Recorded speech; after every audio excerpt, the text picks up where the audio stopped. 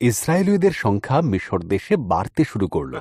নতুন ফরৌন ভয় পেলেন যে ইসরায়েলীয়রা শক্তিশালী হয়ে উঠবে, তাই সে তাদেরকে দাসে পরিণত করল এবং তাদের সাথে অত্যন্ত দুর্ব্যবহার করতে শুরু করল। ফরৌন সমস্ত ইসরায়েলীয় বালকদের হত্যার আদেশ দিল। একজন স্ত্রীলোক তার শিশুকে ঝুড়িতে করে নদীর ধারে লুকিয়ে রেখেছিল। শিশুটির দিদি শিশুটিকে লক্ষ্য রাখছিল। ফরৌনের কন্যা সেই নদীতে স্নান করছিল।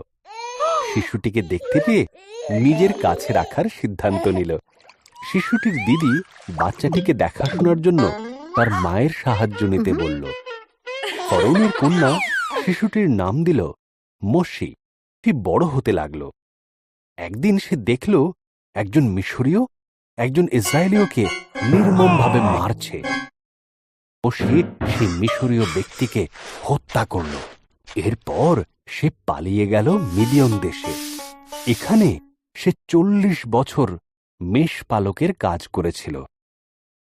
দিন মোশি হোরের পর্বতে মেষ পাহারা দিচ্ছিল।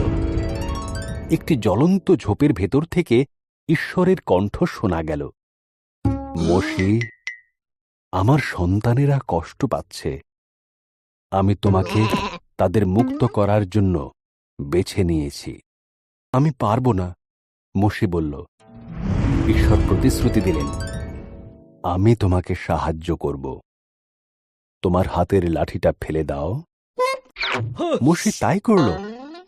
লাঠিটা সাপ হয়ে গেল। যখন সে হাতে তুলে নিল, তখন সেটি আবার লাঠি হয়ে গেল।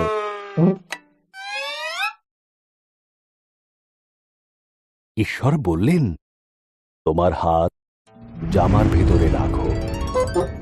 মোশে তাই করল। সে দেখল তার হাত ঘায়ে ভরে গেছে।